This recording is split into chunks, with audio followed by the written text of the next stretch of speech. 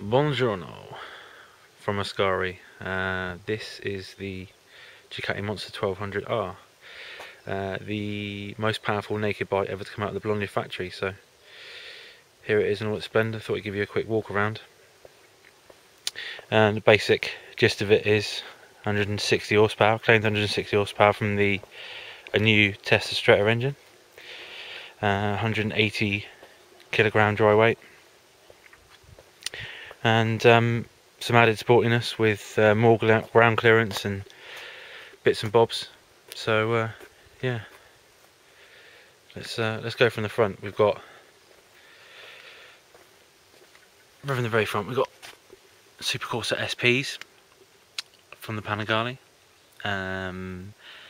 Marchesini forged rims again from the Panigale, and these puppies, Brembo M50s, which definitely do a decent job of stopping.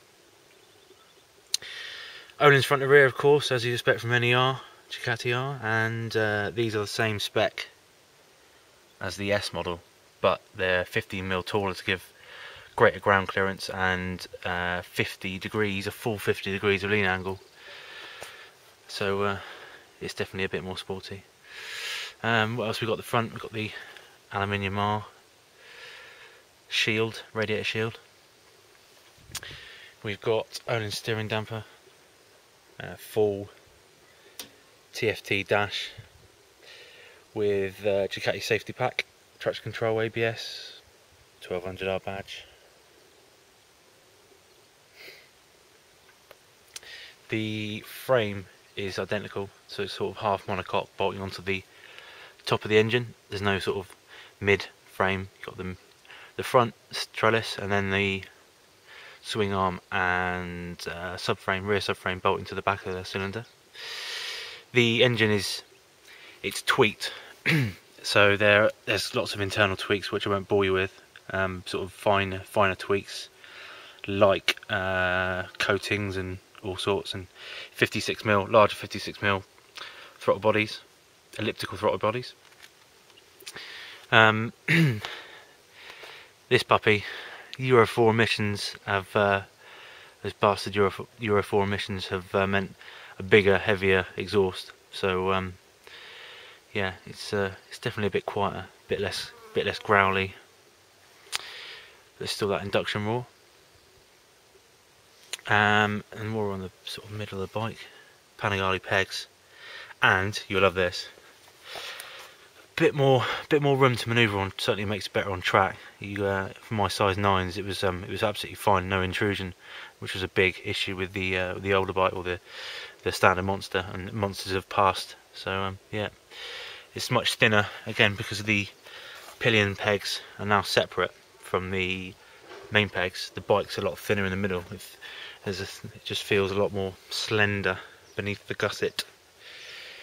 And in terms of lines, aesthetics lines, I don't know, it's definitely sharper. That rear seat unit is sharper, more aggressive, bit racier.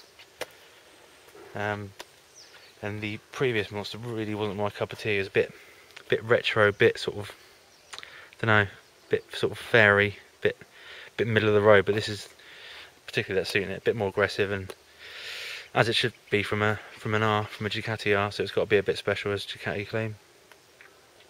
Seat unit is 830mm. It is quite low, to be fair. Don't be put off. I know some people rely on seat height from buying decisions, but it's yeah, it really is easy to sit on and straddle. So, what's the damage? Well, it is 15,250 for this red version, and 15,450 for the Stealthier black version, which is a lot of money. I'm not going to lie, it is a hell of a lot of money. But the S model and the S Stripe is 13,450, I believe. So, or sorry, 13,250. So, you know, it's about £1,000 in between the two. Which, you know, I definitely have the R model, 100%.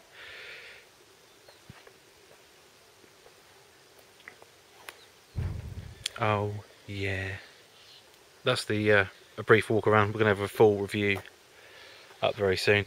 I'll be chatting to Baron and waiting for the video footage to come through, and we'll get a proper proper dynamics review. Lovely.